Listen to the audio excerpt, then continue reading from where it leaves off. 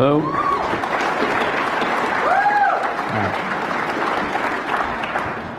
Hello, everybody.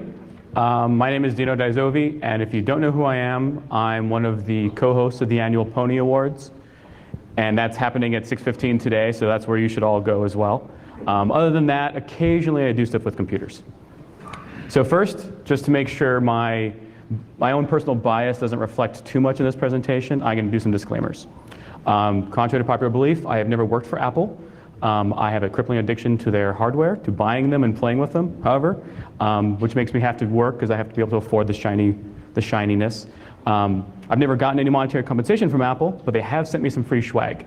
And when I broke the free coffee mug that they gave me, I sent a picture of the broken coffee mug and they sent me a new one.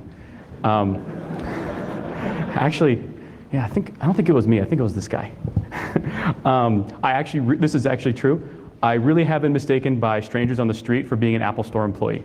I was on the phone and someone was like, actually it was if you live in like a big city like New York, there's like these corners, like these storefront psychics.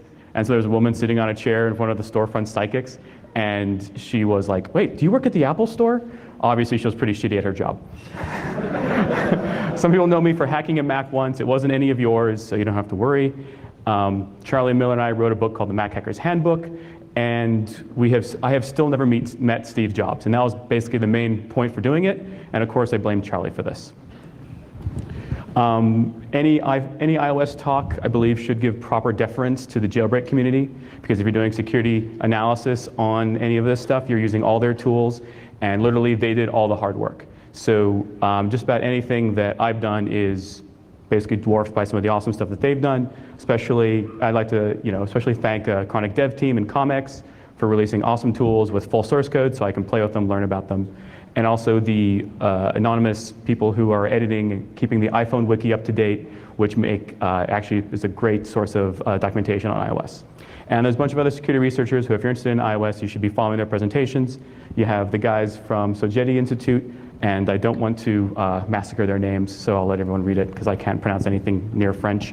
Dino Blazakis does some work that I reference here, and Stefan Nestor's giving a great talk as well. So what are we going to talk about, and more importantly, how are we going to talk about it? The focus of this talk is somewhat of a departure from most of my talks. Most of my talks are just super deep dives, and honestly, the room is way more empty than it is now. And because usually no one understands what they are, and they're put early in the morning.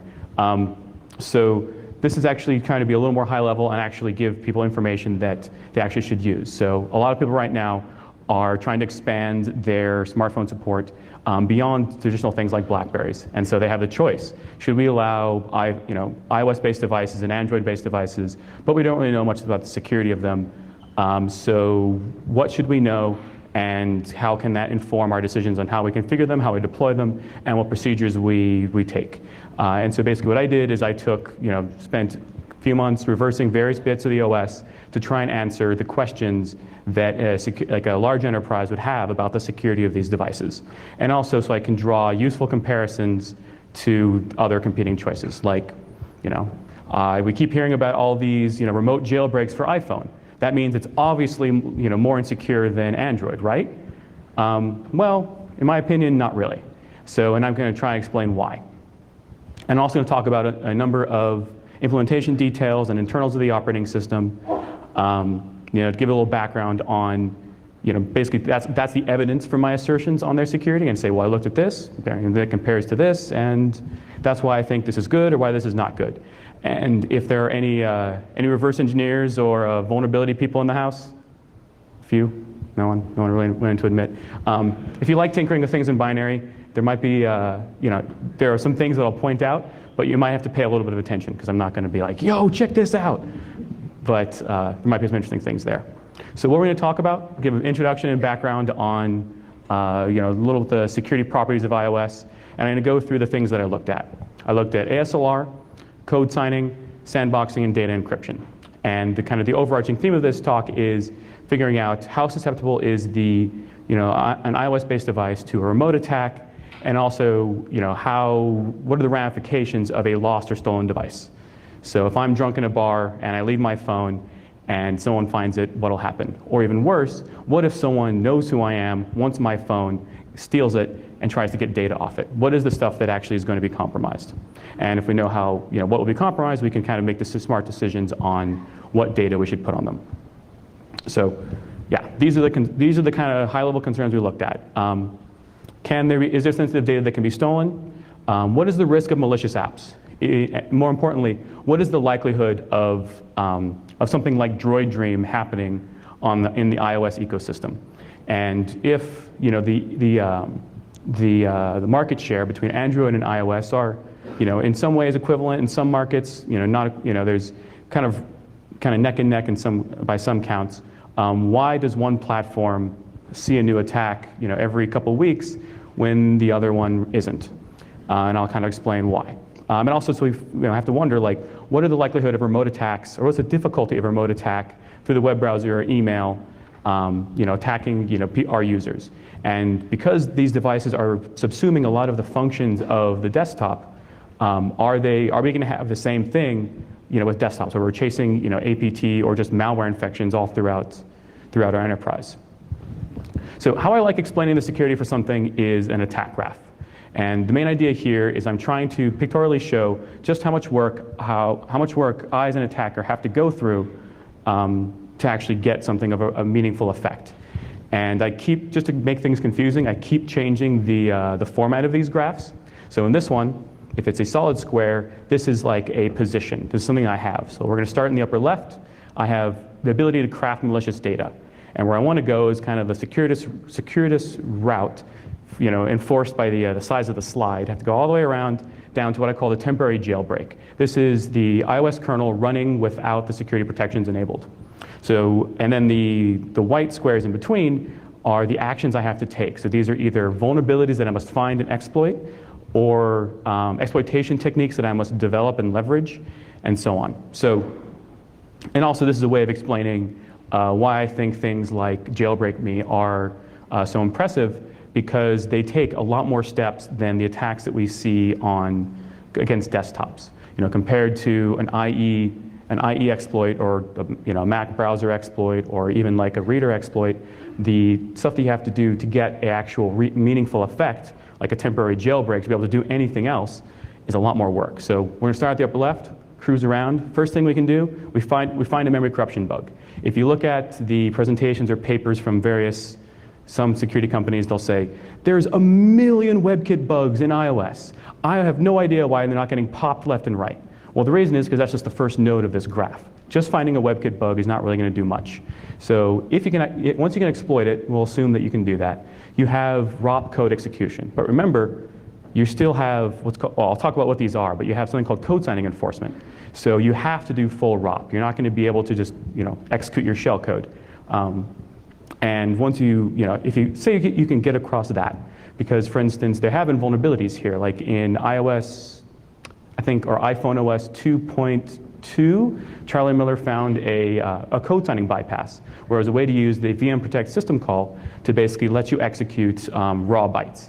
And I was like, well, that's awesome, because that's usually a huge pain in the butt. So that's another vulnerability or bypass that you need. But once you have that, you're still in the sandbox. And so you're still not done. You need to figure out a way to escape the sandbox. And we're going to assume that we're not going to go directly against the kernel yet. So we're going to take the long way. So we escape the sandbox, and we can maybe exploit another process that's not sandboxed. And then we just have unprivileged, unsandboxed execution. And then we can find a way to attack another process that has privileges, and finally we're root. But then, unlike other platforms, if you're root on the iPhone, you still don't really have that much. You can't just load kernel code. You actually have to, even root has to break into the kernel. So we're going to need to do the same thing. We actually have to exploit a kernel vulnerability to get kernel code execution to be able to do anything really meaningful. And kind of the reason that multiple arrows go through the exploit kernel vulnerability node is, a smart attacker is not going to take the long way, they're going to take the short way. So once you have ROP control, you're going to just exploit the kernel directly. So if you can find a kernel bug that's accessible within the sandbox, just attack that. And then you have kernel code execution, you can turn off the security features, and you have a temporary jailbreak. And so you're like, oh, awesome. But that still may not be what you need, because once you've owned a system, you want persistence. So there's a whole other sequence of steps that you need to do to actually get that.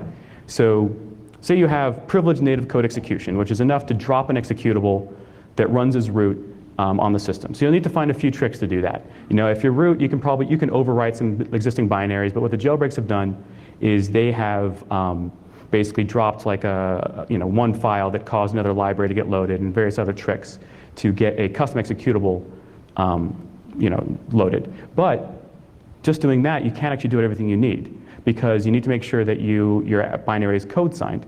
So you need a second vulnerability, which is a incomplete code signing vulnerability. This is a vulnerability that is identified and patched, like iOS 4.3.4 just patched a few of the ways that the jailbreakers have been doing this. So this is yet another bug that you find, exploit, gets patched, it's dead, got to find another one. And then you go through the entire cycle of what you had to do for the remote attack.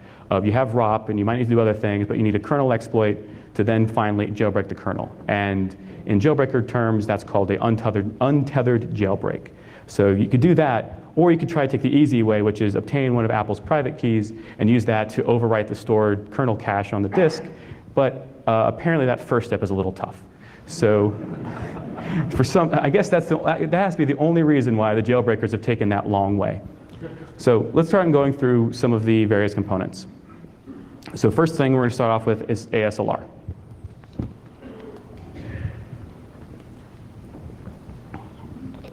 So why do we care about ASLR? What we want to know is, how hard is it to remotely exploit a built-in or third-party app? So basically, there's a couple vectors here that are important: a malicious web page in Safari, or a third-party app with an embedded browser like Facebook or Twitter. Because if you use any of these things, any of these services like I do, you click every single link you see. So when I'm on Twitter, I'm just, ooh, yeah, I want to see that. Ooh, I want to see that too. But I want to know, like, how risky is this? Am I going to get owned because I'm just basically a click bot on Twitter? And another vector obviously is email messages, email attachments. Third vector that I think a lot of people are overly more concerned with than they need to is man-in-the-middling and using that level of access to corrupt the network protocol and actually exploit the app. I don't think this is all that important, because you basically have a time-based element. You need to make sure they're running the app at the right time. And then it's kind of the hardest type of vulnerability to exploit on iOS for the reasons that I'll talk about. So, to adjust those concerns, iOS 4.3 came out with ASLR. And I think we all know what ASLR is, but for the people who aren't here, the people watching on the internet, I'll explain briefly what it is. You randomize memory so that when you try and run an exploit, things aren't where you expect. That's basically as simple as it needs to be. iOS 4.3 introduced ASLR support, and because it's iOS 4.3, you need to make sure you have an iPhone 3GS and later. For this reason, and for a variety of other ones, you don't really want to run anything earlier than the iPhone 3GS. But to take the fullest use of ASLR, the apps must be compiled with support for position-independent executables. Otherwise, they're only going to get partial ASLR. And luckily, of course, like as we'd expect, all the built-in applications and executables in iOS are compiled with PIE. So it's pretty easy to remember. Pi is good. PIE is also good. So let's look at the address space with PIE. So this is meant to simulate like what a built-in iOS executable will have. And if we look on the far left, we have a column for the executable main segment. Bunch of numbers. They're small, but they're all different. This includes the executable text, the static data, the BSS, all the stuff that's linked to the main executable. The heap, the default heap segment, looks pretty randomized. The stack as well is pretty randomized. If you look, the libraries, they're static until you reboot. So now we know that once you reboot your phone, all the system libraries are now in a new location. So it's mostly random. And the linker also is random. On OS 10 and OS 10 based systems, because iOS is just an embedded OS 10, at least with like 10.6 and prior, OS 10 would have the dynamic linker at a fixed location. This was a common way to exploit vulnerabilities, was to use return-oriented programming or whatever based on code in this segment, because it was there and you can use it. So you can see that with built-in apps or any executable compiled with PIE, it's now randomized, so that's pretty good. So let's look at an application that doesn't have PIE support. So on the far left, we can see that the executable is at the same place. That's what we expect. If it does not have a position-independent executable, the executable can't be randomized. But the stack is also at a fixed place. So this is only the stack of the main thread. So that's of limited use, but the way that OS 10 does a lot of their threading, it's an evented model. So most of the code will be running in the main thread. But also we now have that the linker is also at a fixed location. So we can easily see that stuff is not as good if you don't have pi. And just to summarize, if also actually I forgot to mention, if you don't have a position-independent executable, you actually have less entropy in the heap. So, but I mean, the way I look at ASLR is you don't really need that many bits of entropy because if you're doing any sort of reasonable attack, 50% reliability really sucks. So if you have 2 bits of ASLR, that's kind of enough. So I don't really count the bits or really care. If it has it, it has it. And this kind of summarizes what it is.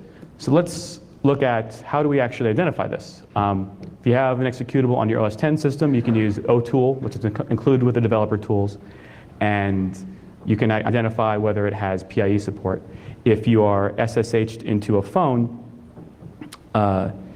you will, basically you can use the ghetto way of just doing a hex dump and then just look for the right bit in the output. But that's great for the theory and all.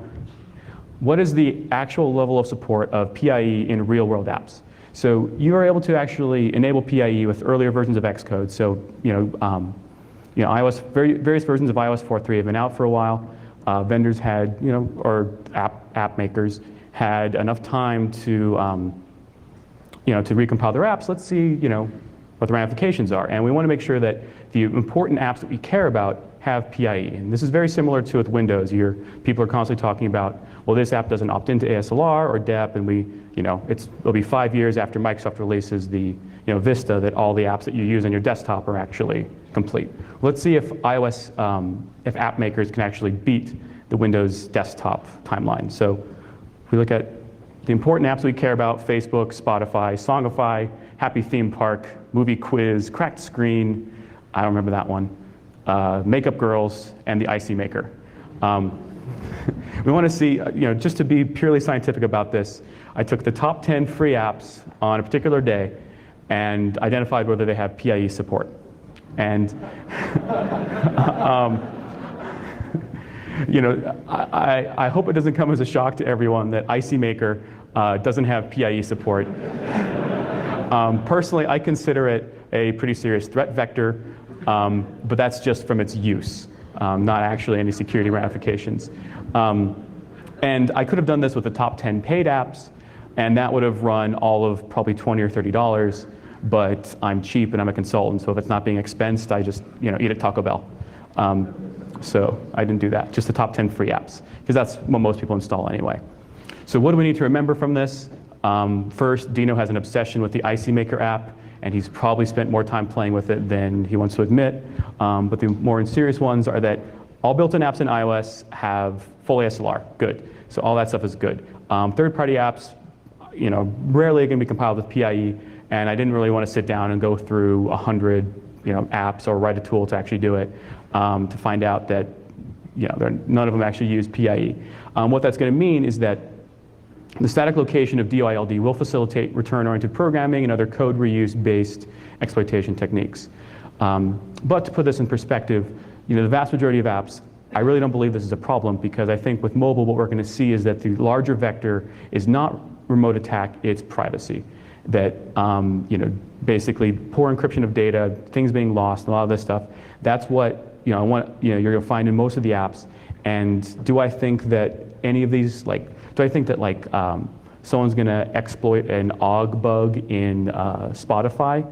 Probably not against iOS, because the amount of control you have over a binary file format like that, combined with with the even limited level of ASLR and code signing enforcement, all that stuff, and the sandbox, makes it a lot worse. But any app that includes a browser control, like the UI web view, those are higher risk.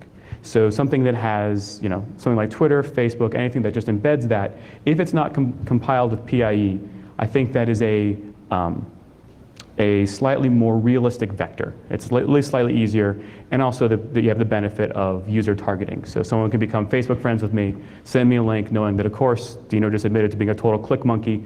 I'm going to click it, and they obviously can guess what device I use. So, I'm pretty easy to target for that. But there are some better protections, and let's talk about code signing, which is actually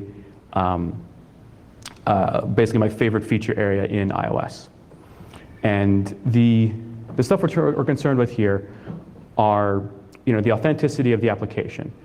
We have some random app that I downloaded. Can it be trusted to run on my device? Because we have, if you've been using computers for a while, me, I've been using them for about a week and kind of figured them out.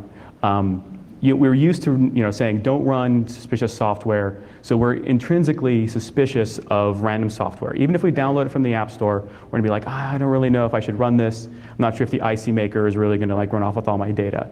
But one of the things that it appears is trying to be done in iOS, and actually if you look at Google's native client, native apps are kind of going the way of web apps, that running a native app on your device will be no more risky than running a web application through the browser. Because, running a web application through the browser is totally safe, right? So, if we have the app sufficiently sandboxed and limited through other means, eventually I think they're going to go to a level of risk parity. So, at least in the meantime, what we want to know about the person who made an app is who is the person that wrote it. And I don't mean Joe38@yahoo.com. I want to know a real world entity. And this is either a person or a company and so on. So that's part of the information I use to verify the trustworthiness of this application. And the other thing is, does it have any hidden functionality? Is someone going to, is this app going to change what it does at runtime and potentially target me as a user? So for instance, one of the attacks that I'm concerned about is that someone is going to, say someone wanted to compromise my phone and they knew they weren't able to get me through Twitter. One thing they could do is they could make a wildly successful iPhone app that involves throwing birds at sheep. Which one is it? I don't remember. And basically get that on everyone's phones. And then once I actually download that, because everyone wants to run Angry Birds, they say, oh, this is Dino's phone. For Dino's phone, I'm going to do something special and actually pull this stuff out. So we want to make sure, or pull my data out or attack me or something like that. Because that's a realistic threat vector that I've actually heard people say. So we want to know if this application has any hidden functionality and make sure it can't change itself at runtime. So to prevent both of these, or to allay both of these concerns, iOS has code signing. And there's two variants, what I call mandatory code signing and code signing enforcement.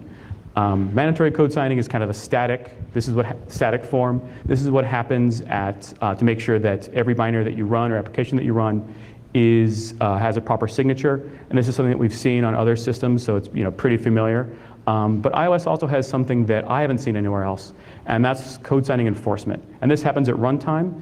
And this is kind of, I think, one of the more poorly understood features of the OS, and I am not immune from that. So how this works is, or what this enforces is that processes may only execute code that has been signed by a valid signature, but that happens at runtime. So you can't just create a new page of memory and run it. You can't modify an existing page of memory and run it, because doing so invalidates the signature. So this is much like, if you're familiar with DEP or NX on other operating systems, this is a much stricter policy. But first, let's talk about mandatory code signing a bit. So the mandatory code signing model involves things that were all, certificates. We all know what certificates are, blah, blah, blah, blah. But the other kind of pieces in play are provisioning profiles, signed applications, and entitlements. And I'm going to talk a little bit about how each of these come into play over the next few slides. One of the important things about the iOS developer model is that certificates identify a real-world author. So if you want to be an iOS developer, you actually have to have your real-world individual identity verified or your company identity verified. So I got a certificate for my company. I had to send in the articles of incorporation and all that jazz to verify that I wasn't just making this up. And then after doing so, Apple will actually issue me a certificate and gives me my very own piece of the application identifier namespace that identifies everything that I've made. So that's my little piece of real estate in the app ecosystem. But if I want to run my code on a device, there's another piece that I need. And this is a provisioning profile. And this is a XML blob that must be signed by Apple. And what it does is it tells an iOS device that it is allowed to run software signed by another certificate. Because by default, the devices are locked down. They will only run software that has been signed and blessed by Apple in some arcane ceremony with frankincense and so on. But if there's a provisioning profile, the device will actually trust the certificate there. However, one of the interesting things about this is how it ties into the entitlements security model, where, as I'll show on the next slides, the Apple can bestow the right to give other entitlements through this profile. So it says, all right, you can trust this certificate, but you only can trust the certificate to do these things. And that might be access only these keychain items, or allow itself to be debugged, and so on. And it also will only give rights to a specific device. So when I'm acting as a individual developer, the profile is tied to a specific device. So just getting one of these doesn't mean that I can load code on everyone's device. However, if I get an enterprise certificate, I can use that for code on anyone's device without having to pre-configure. And there's a difference between development and distribution provisioning profiles, because distribution profiles won't actually let you debug. So you can't, if you're actually going to distribute an app, Apple won't let you sign it in a way that the iPhone will let it be debugged on other devices. So only if it's on your own device can you actually debug the application. And what are they? Provisioning profiles are just an XML blob, and basically we can kind of see some of the information here. It's got the identifier prefix, date, when it was created. My certificate was taken out because I don't need to show you guys a big block of base64 data. Can anyone decode X509 base64 form in their head? A little rusty these days? Yeah, you've gone soft. But the most important thing you want to see is this entitlements array. So what this gives you is this lists a number of things on the rights that this provisioning profile may bestow on other applications. And the one that you want to see here is get task allow. So everyone in here understands mock internals intrinsically, right? We all know how that archaic operating system works. So in mock, the task port gives you full access to the task. So this entitlement says that applications signed by this certificate that's in here it can be debugged. It means that other tasks can get access to its task port. And it's not giving these applications privileges to debug other applications, because that's a pretty heavily guarded privilege, but this allows you to be debugged. So this is a development provisioning profile. And so because it's a development provisioning profile, it's locked down to my device. So if you want to see, so you basically have what's called a UDID, unique device identifier, that identifies only my device. And no, I was not dumb enough to put my real UDID on the screen. That's MD5 or random data. And so on. And there's a time to live, how to cache it, so on. But the important things that we want to keep in mind are the entitlements and the provision devices, because that tells us the type of provisioning profile it is, and how powerful it is. There's 4 basic distribution models. On-device development is just, we can load a code on our own device and test it. There's ad hoc distribution, which is meant for beta testing, where you can give up to 100, load your code onto 100 users' devices. The one that we are all familiar with is App Store distribution, upload it to Apple, goes on the store, so on. There's also in-house distribution, which allows large organizations to write their own custom apps and distribute them. But the kind of important distinctions here are how many devices they can actually be deployed to. So because Apple has to sign the provisioning profile, this lets them enforce which devices can be provisioned. So ad hoc model, you can only provision up to 100 devices. So if I want to give my app to 100 different people, or say I want to attack Charlie, just to get him back for attacking me with his SMS bug a few years ago, I would need to know the UDID of his phone, give it to Apple, and say, hey, I want you to let me run code on Charlie's device. And then I need to get him to run my application, and then he's running my app. But at the same time, Apple knows that I've been doing this, it's all been logged and all that stuff. So it's not exactly the ideal attack. If I can get my hands on an enterprise certificate, however, that means I can send my code to any device. And so these are increasing or more important, and they're more important, and also they're more difficult to get. You probably have to be like an enterprise that Apple's heard of. But the question is, how do I get my code on the user's device? It's a pretty far stretch of a social engineering attack if I say, all right, I want you to run this great app. And what you need to do is you need to download it from here, my web server, drag it onto iTunes, sync your phone. That's not exactly going to yield many targets. It also is a little inconvenient for testing. So Apple has this thing called over-the-air app distribution. And this is actually usable for ad hoc and in-house enterprise provisioning. So we can see that this is kind of opening up a little bit. What I can do is I can host my application on a web server and then send a manifest file, a manifest plist, send a link to my targets, and if they click it, it'll get installed. However, they will get a cancel and allow dialog, so it's not exactly silent. But if I have a stolen enterprise certificate, what I can do is I can say, stolen enterprise certificate for, I don't know, Ford or someone, who knows who. And then I can start spamming out users over email, SMS, or a link on a web page. Even though there are some dialogues, chances are I'll probably get a few.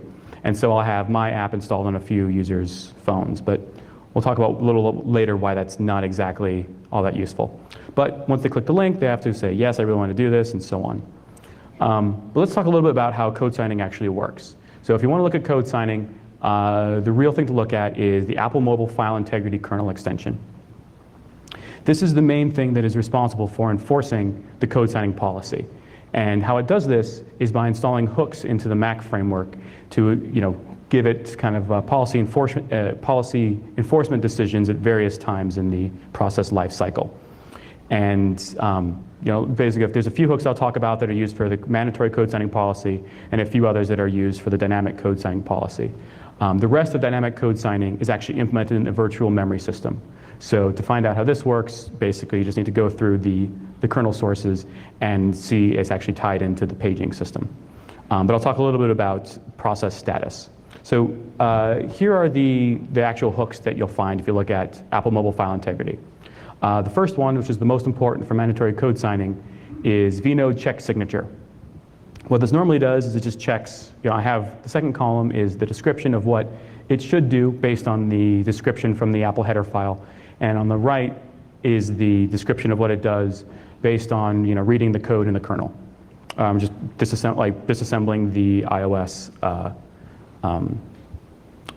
Wait, did I just admit to breaking a EULA? I mean, divine inspiration. This is what I assume they do. So if you look at what AMFI does for check signature, it's going to, it basically needs to decide whether or not this binary should be allowed to be run. And there's a couple trust caches. And I'll talk a little more about what these trust caches are because it's a little interesting. So what it'll do is it'll check what's called the CD hash, which is a hash of the code directory. It's a little simpler than checking a full signature. And if it's in the trust cache, it says, yeah, I've seen this before, I've verified it, go.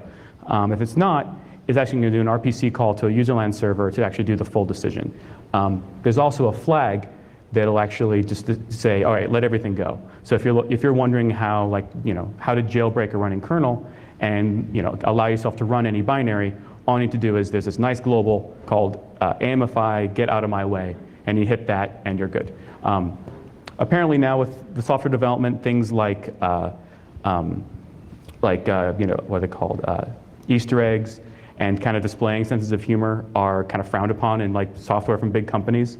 However, it seems like Apple has kindly allowed developers to have a sense of humor in things in the iOS kernel. So if you look through a lot of the names of variables, you'll have things like ICANN has debugger and things like that. So it's kind of refreshing when you're looking through binary for hours on end to find a little bit of a sense of humor in there.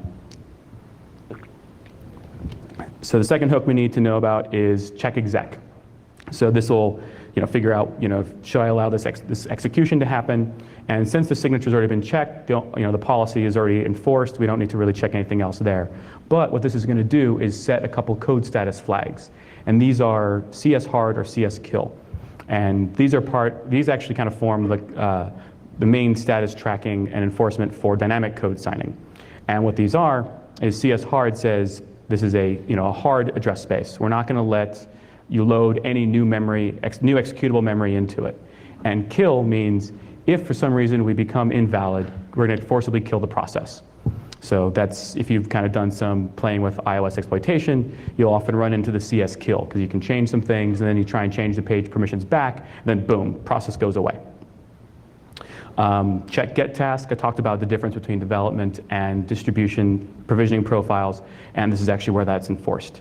And so to determine whether the subject can be identified or can be debugged, it's going to say, does it have the get task allow entitlement, and for the target of the debugging request, and the source must have the task for PID allow entitlement. And you'll see these entitlement checks a lot when you're looking through the security model, or a lot of the security enforcement for iOS, because this is sort of unique to iOS and OS 10 a little bit now. But this is how they have their own security policy that's not the standard Unix user-based model. A fun one, another hook is the run CS invalid. So this, if you're looking at being able to inject code into a process, what'll happen is if you do that, the code signing will become invalid. And at that point, this MAC hook is checked. Should the process be allowed to run invalid code? And so what it does, what this kernel module does, is it checks the entitlements of the running process, and there's a few here that'll basically allow it. If it has run invalid allow, get task allow, run inside code, if it has any of these entitlements, it'll allow it actually to run unsigned code. Because you need to be able to run unsigned code to be debugged. So if you have the get task allow, which allows you to be debugged, you can run unsigned code, which is why your exploit might work in the debugger, but when you try it on a real phone, no dice. There's also a userland process that the kernel will query with an RPC call saying, hey, should unrestricted debugging be enabled? If so, if that daemon returns true, if that RPC call returns true, it'll be allowed. There's also this other interesting one called check map anon. I'll talk a little bit more about that, which is just determining whether the process should be allowed to map anonymous memory with the specified flags. And I'll leave the rest as a punchline. So let's look at what the code signatures actually look like. So here's the code signature for iBooks. It kind of looks about as we'd expect. There's a certificate chain, starts with the Apple root CA and has a few certificates there. And as the optimization, we have the CD hash. We have the hash of the code directory. This kind of makes sense. But if we go and look at the code signature for one of the built-in binaries on iOS, we're actually going to see something different. And so, for instance, does anyone remember what is actually missing in this version? So if we look at this version, we have something.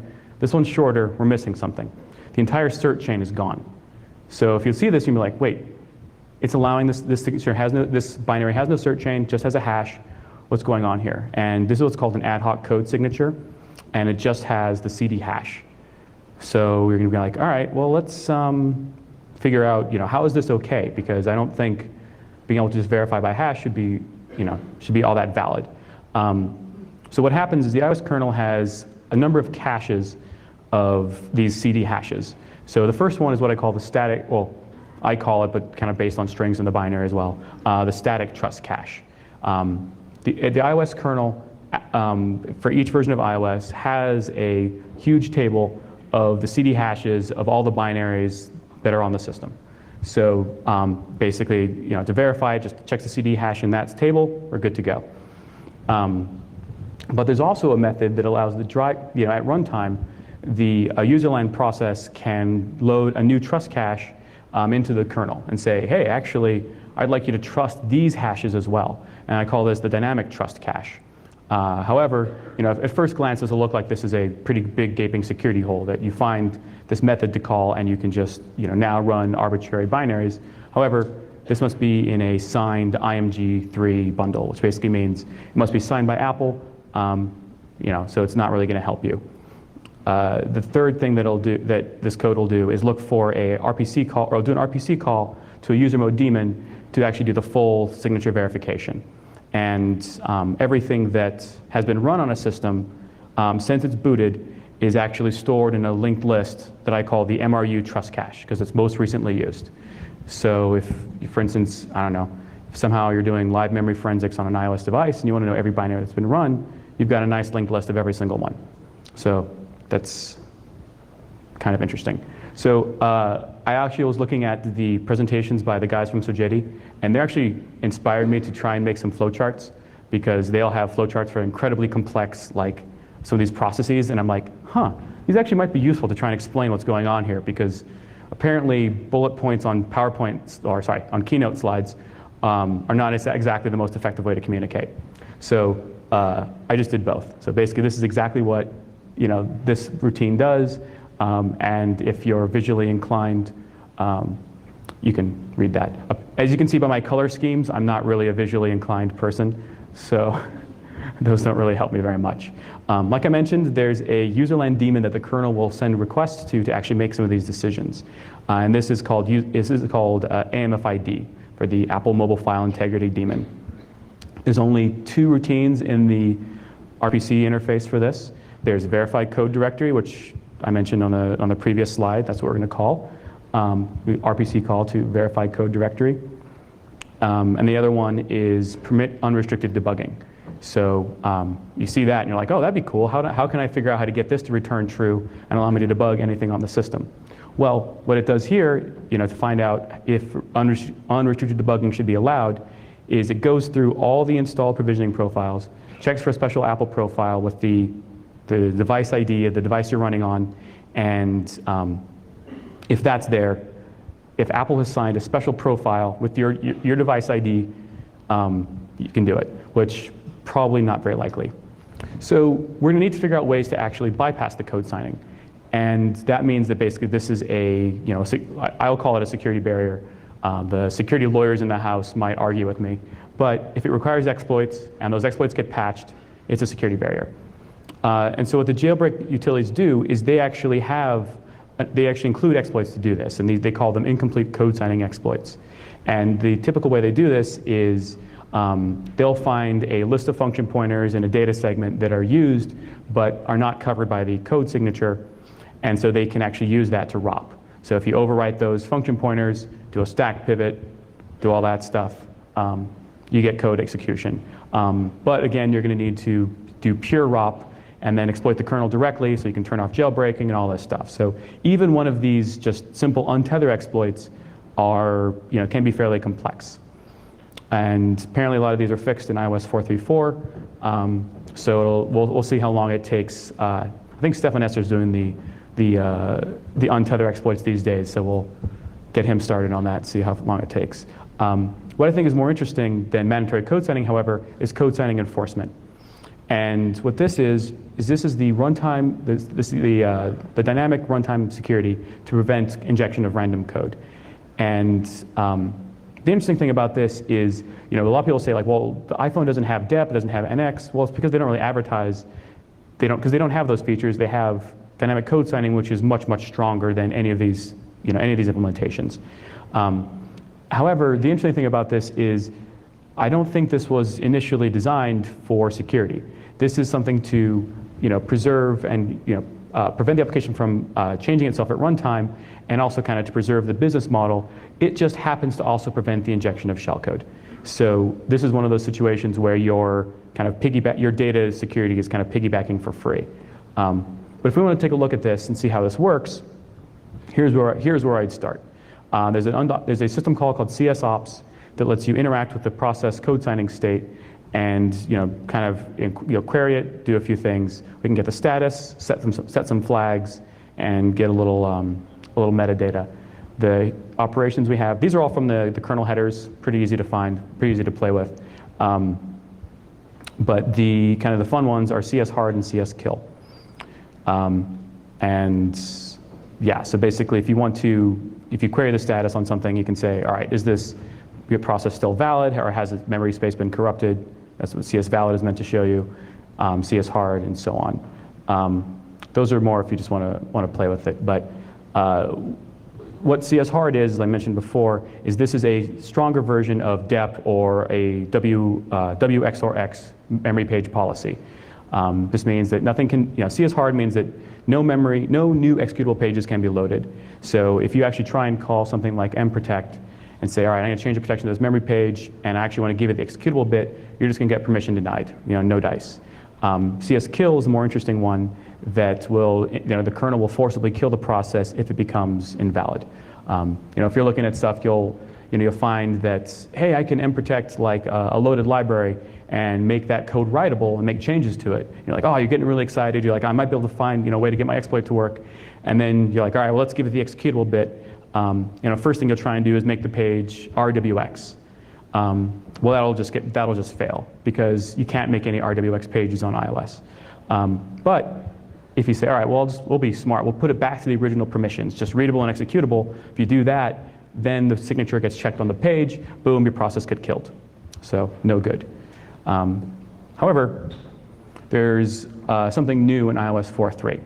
So once iOS 4.3 came out, I was kind of looking through this, some of the new features like I always do, because whenever something new comes out from Apple, I basically can't get any work done for about the entire day.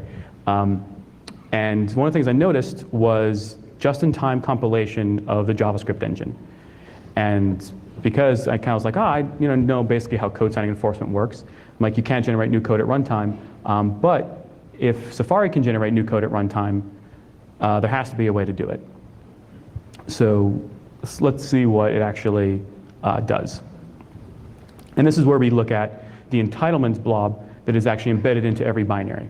So the LDID program you can get it from the jailbreak tools. Will dump out the embedded XML entitlements, and you can see what privileges different executables have on the system. Because, like I said, a lot of the security policy enforced by iOS and various components in the kernel or other services rely on these entitlements. So if you look through these, you can kind of see some interesting things.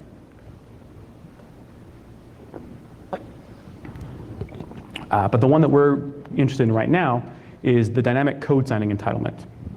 And Safari is the only executable on iOS 4.3 that actually has this entitlement. So there's obviously something special about it. And if we go back to our list of Mac hooks, there's one for check map anon, and the description is, should this process be allowed to map anonymous memory with the given protections? And if you read the code and look through it, what it does is it checks, does this process have the dynamic code sending entitlement? If it does, allow the process to run. So boom. Now we know how Safari does it. So say in the unlikely event that one is able to exploit a WebKit vulnerability in Safari, and we want to, instead of having to do full ROP, we want to actually just execute shellcode, we have an idea of how to do it. So basically, that's what dynamic code sending entitlement does. There's some mention of it on the web, but I think in general, in the security world, not many people have noticed it. But we don't have to worry too much because only mobile Safari actually has this. So if you embed a web browser into your app, you're not going to be able to do this. So it's going to run your web browser, and especially the JavaScript, will run a little slower.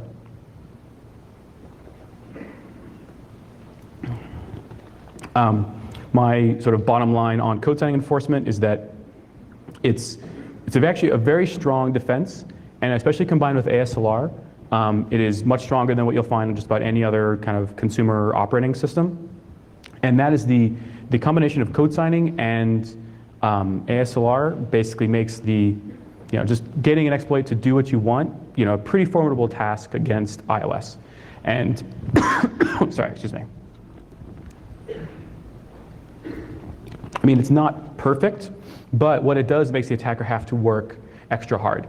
So instead of being able to requiring a full ROP payload to do everything in ROP, have to write a ROP compiler, spend all this time writing support for conditionals and loops in your ROP compiler and your ROP tools, you can just now execute shellcode by just making a simple ROP stage, which is just like what you do on a desktop OS.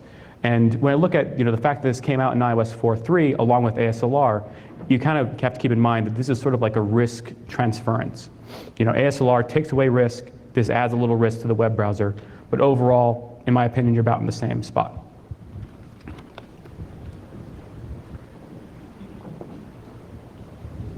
All right, so let's look at their sandbox. Here are the things that we're concerned about. Say I download an app, whatever app that looks interesting at the time. I want to make sure that malicious app, it's a potentially malicious app, it can't access or modify data belonging to another application.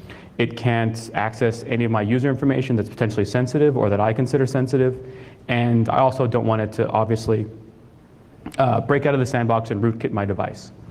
And one of the benefits here is if you remember I think it was the Skype vulnerability on Android, Skype didn't actually correctly manage the permissions of its files. And so other applications were able to just read your Skype username and password and then steal them. Well, we'll talk about why that's not possible on iOS. So the iOS sandbox is based on the same core technologies as the OS X sandbox, and probably the best look into this was Dion Blazakis' presentation from Black Hat DC this year, where he reverse engineered the binary format for the sandbox and for the regular expressions, and wrote some awesome tools to decompile them. So all I basically did was update his tools to make more sense out of the iOS 4.3 profiles. Because what I'm interested in mostly is like, what can I do from the app sandbox, or what can I do from the Safari sandbox? Because I want to see how hard it is to break out of it. In contrast to OS X, iOS only supports static built-in profiles. So on OS X, you could write your own profiles with a scheme-like language, compile them, and actually run them. On iOS, it's just what's built in is all that's there. And when you start a new application or a new executable, there's an entitlement called seatbelt profile, and that tells you that tells the kernel what profiles to apply. And so this is all enforced in the sandbox kernel extension. And like a lot of the other security enforcements, it uses the MAC hooks system.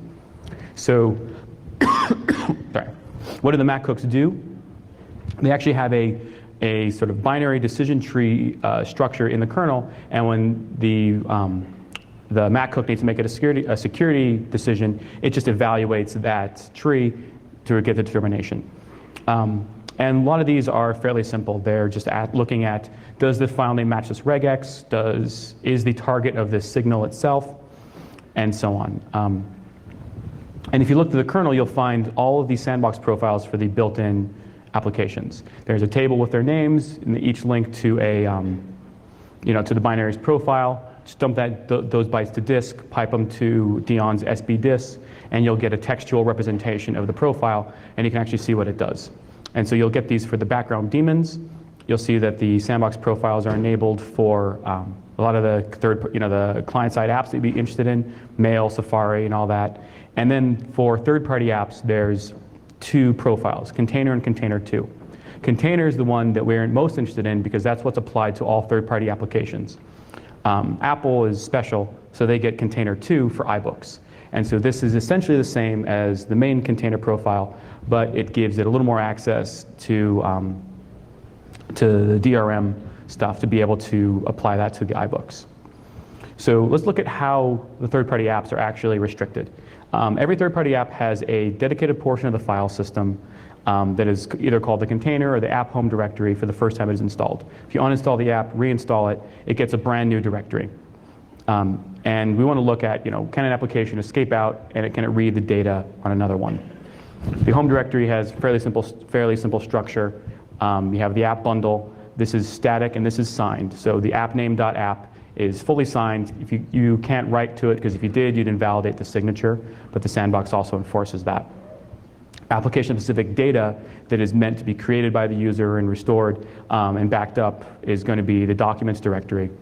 Libraries just support stuff. You have preferences, caches for stuff that should persist across reboots or across whatever, but doesn't need to be backed up. Temp for stuff that doesn't need to be preserved at all.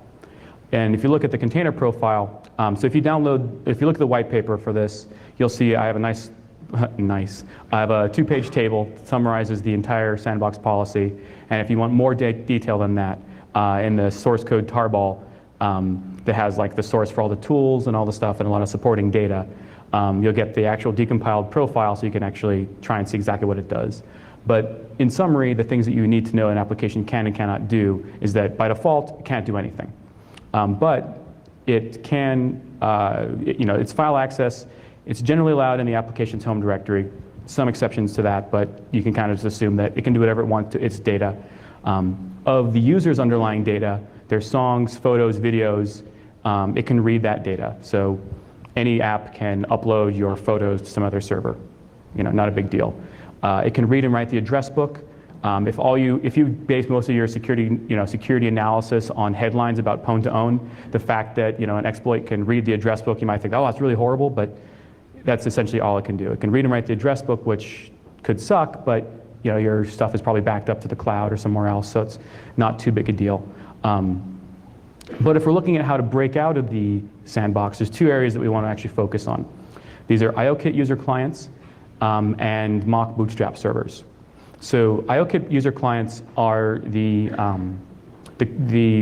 like a way that a driver can add sort of a object-oriented interface to a userland daemon. So basically, this allows any kernel extension to create a new kernel attack surface, and both of the last two jailbreak me's exploited vulnerabilities in IOKit user clients.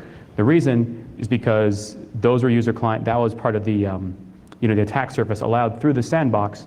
And if you look at the actual profile, it'll be like 8 to 10 user clients that you can talk directly to. And if you can find any vulnerabilities in those user clients and get kernel code execution, you can turn off all the security on the system. But one of the other things that's sort of surprising is that all the mock bootstrap servers are allowed that you can talk to. So mock bootstrap servers are sort of something specific to OS 10. These are just the equivalent of local RPC. But if you look through all the servers that are available, there's 140 different interfaces that a third-party app can talk to. So how many of you want to bet that there's not a single error in any of those 140 interfaces with an average of 10 to 20 subroutines in each of them? This probably might be something. There's a risk of these being exploited over RPC. So if you get code running in Safari and you want to escalate privileges, you might be able to hit those. However, I don't think that's much of an issue because those RPC servers are going to run in a background daemon. They're going to be significantly harder to get code execution out of over the RPC interface. That's a fairly difficult exploit, significantly more difficult than a client-side exploit even against iOS. So I don't think that's as much of an issue. But what I do think there's a risk of is allowing apps to perform what I'll call unauthorized or undesirable actions. Because with all those interfaces, there's a greater chance that there is a sort of an authorization hole there.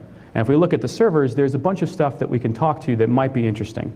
So the pasteboard, this is for cut and paste, probably not all that interesting. Springboard is the main user interface to iOS. That's the thing that lets you move the apps around and so on.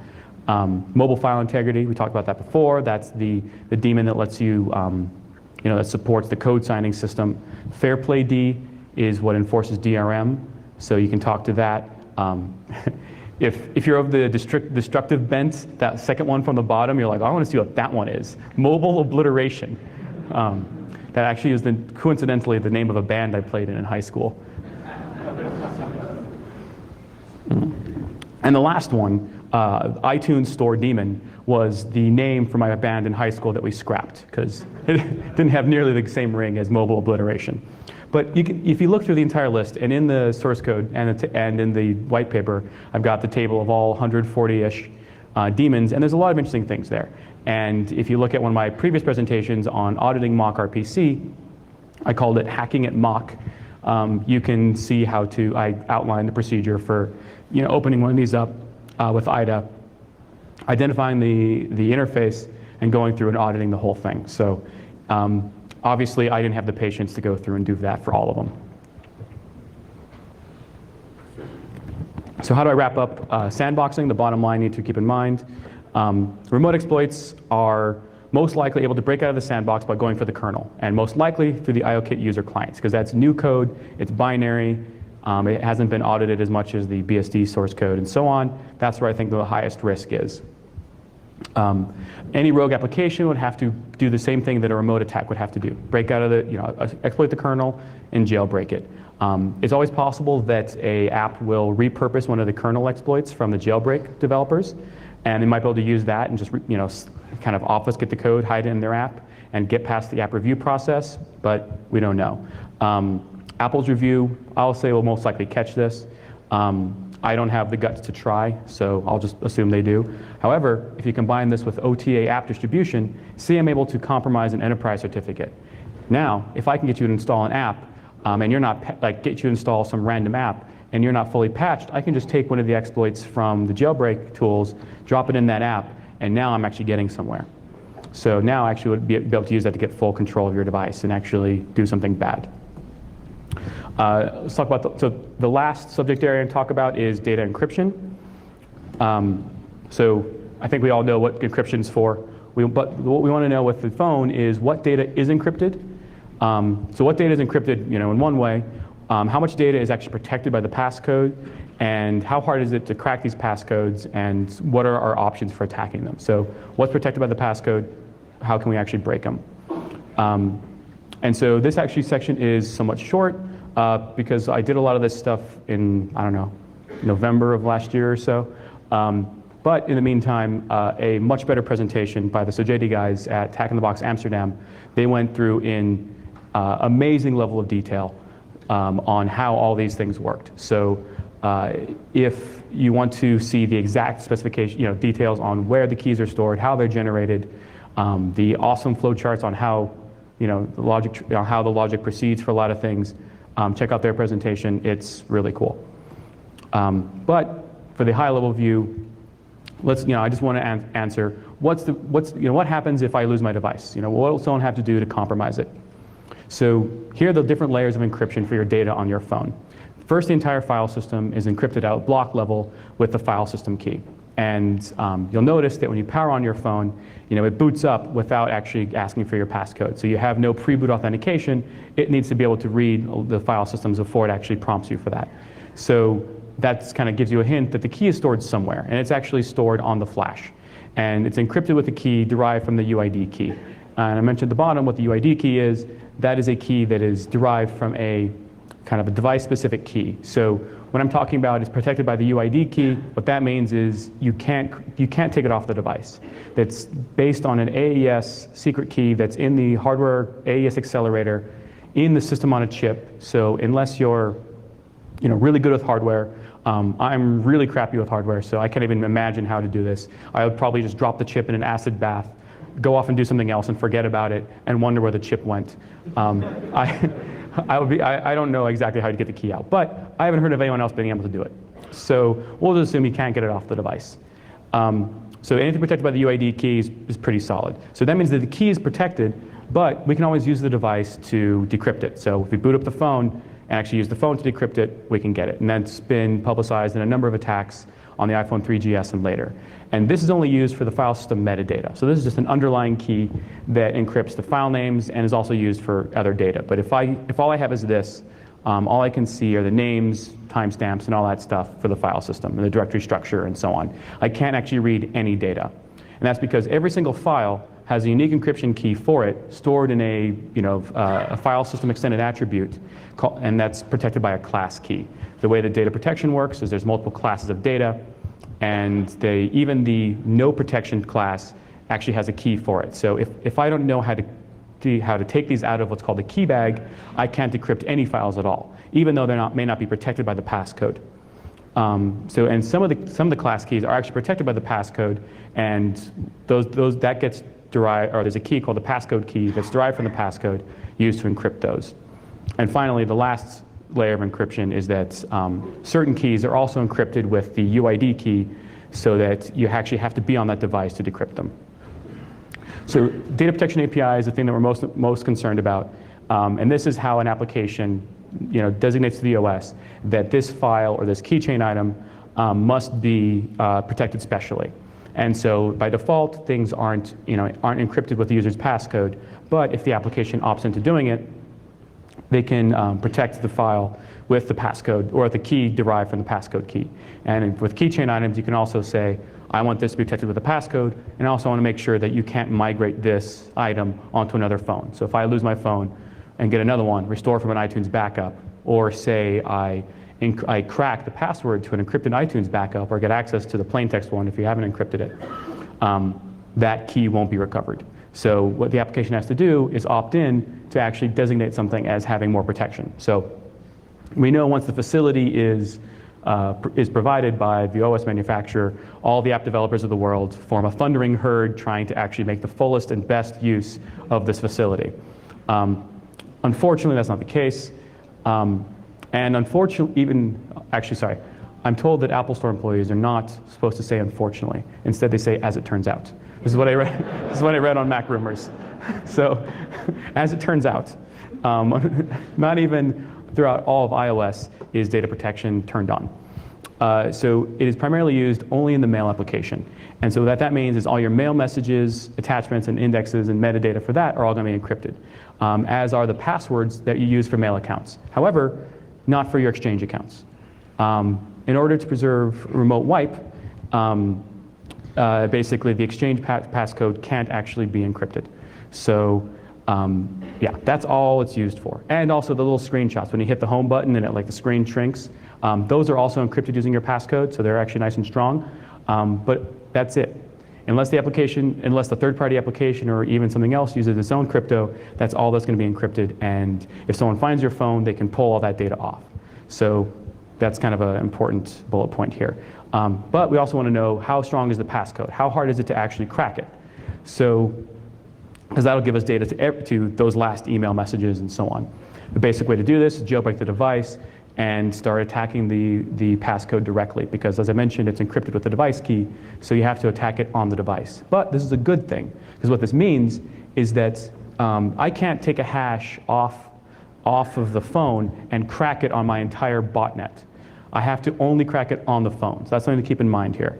But if you look at the user interface about the wipe and the forced device wipe and the delay after an incorrect guess, that's only enforced by the user interface. So if we talk directly to the Apple Key Store kernel extension through the IOKit client, IOKit user client, or through the framework, we can actually just brute force the keys as much as we want. And on a jailbroken device, yeah, you just do that. And the rate at which you can do this is, I did the math on my own phone. It was 9.8 guesses a second. So what that means is that we can actually make an intelligent, recommendation on how long your passcode must be based on how long it'll crack, how long it takes to crack, not just something we pulled out of the air. And so, on the default 4-digit simple passcode, 18 minutes. So I find your phone in a bar, load my tools on there, boom, 18 minutes later I have all your data. So that's not so good. But with a six-character alphanumeric password, that just takes about 8 years, which is pretty good. So if you do what I do on my phone, which is 8-character alphanumeric and complex, it'll take 2 million years, because I'm in security, I'm paranoid. But this will tell you for a couple different policy recommendations how long it'll take to crack, and you can say, all right, the data on my phone is not useful after 8 years, so that's good. So in conclusion, 6-character passcodes are probably sufficient unless the attacker can take the key out of hardware. But most serious in my mind is that data protection is much more limited than most people expect. And the facility is good, but the coverage is not where I'd want. And I personally want to see what iOS 5 covers. And also, if you're using any third-party apps that contain sensitive data, you're going to want to audit them to see what they actually, if they use data protection or not, because chances are they probably won't.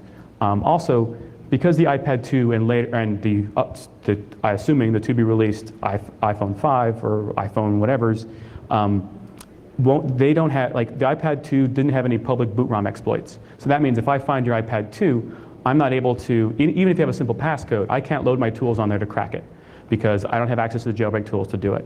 So yeah, something to keep in mind. So let's kind of review some of the findings here. Pi is good. In-house distribution certificates are much more powerful. If you can steal those, that's a win. Dynamic code signing will weaken Safari a little bit, but with ASLR, it's kind of roughly equal. And the 140 mock RPC servers are a fairly big aperture. I just went over those, so I'll go back. An important question is, how does this relate to Android or BlackBerry? How do these compare? Data protection and content protection with BlackBerry seem roughly analogous. However, iOS's data protection isn't nearly as good coverage as BlackBerry's. BlackBerry's web browser is based on the same WebKit core as Android's browser and mobile Safari, so you could use the same vulnerabilities against all of them. However, on BlackBerry, you have no sandbox. So once you get code executing, you can do a lot more. And also, Android has no ASLR or NX, so it's much weaker app isolation. Root can load kernel modules. So once you get root, you can just do whatever you want. So I think it's much weaker in most regards. There are a couple things about iOS that are unique to keep in mind. Dynamic code signing is something that is strong. You won't find anywhere else. The kernel is designed to be secured against user mode code. Even if you have root, you still have to exploit the kernel. And with jailbreaking, basically, keep in mind they take a lot of exploits. Look at the jailbreak means they take 3 exploits: a Safari exploit, a kernel exploit, and a code sending exploit in order to implement it. So it's, a pretty serious amount of work. And if you look at, even with the tools being released, if someone fully jailbreaks their phone and so it's actually at a weakened state, you basically have about the security feature implementation that Android does. So that is the worst case scenario. Here's what I think you should worry about. Worry about a lost, stolen device, repurposed jailbreak exploits, or a stolen enterprise certificate, like for the reasons I mentioned. Basically, use iPad 2 or later is what I recommend. And, my final recommendations: look at iOS 5. Hopefully, DP API is more thorough. If you're using any apps with enterprise data, make sure you audit them for use of data protection. Prefer the iPad 2 and later devices so that they don't have any known boot ROM exploits. Use MDM. Don't let your users jailbreak, or you may as well just give them an Android. But there is one more thing. Actually, it's more of a hobby. Actually, I haven't started, so it's more of a preview. So there's this thing called the iPhone 4, came out last year. I think you've heard of it. It's pretty cool, and apparently it changes everything, but not just everything, it changes everything again. And being a security researcher, I'm a total fame whore. And most people know me for hacking Macs. And if you look at the Google Trends, Mac is kind of staying stable, but the iOS searches or iPhone searches are just going through the roof. So I think I was like, I should really change what I'm up to. And so I wrote this book called The Mac Hacker's Handbook with this dude, Charlie. You might have heard of him. And he also wrote this book called Fuzzing, or On Fuzzing. I don't really do much fuzzing, so I don't really do it very much, but I thought I'd give it a try. And I was like, hey, why don't I fuzz the iPhone? Sounds like a good idea, but I actually had one concern. Fuzzing the iPhone might make it explode. So I had another idea. Apple came out with this thing called the Apple TV, a revolutionary new device for the amazing low price of $99. And even better, there's jailbreak tools for it. So what did I do? I built this. This is the iOS fuzz farm in my apartment. And what did I do? So let's do like the economics here. So I went to the Apple store when the Apple TV came out, and I was like, hey, do you have any Apple TVs? And they're like, yeah, we have some in stock. I'm like, how many? And they said 4. And I said, okay, I'll take them. They're like, you'll take one? No, I'll take them. And so still wasn't that expensive. 4 Apple TVs, a small switch, a power strip, $500. Totally headless fuzz cluster that I can access over SSH. It's perfect size for operating out of small New York City apartments. But it's nowhere near operational. It's nowhere to write a lot of the iOS test harness, some mechanism for testing GUI iOS apps. But I thought I'd give you a little preview on what I might be presenting on at some point in the future. So for updated slides and white paper, you can go to my blog. You can hit me on the Twitters, because if you send me a link, I'll click on it, or an email where I'll do basically the same thing. Yeah, thank you.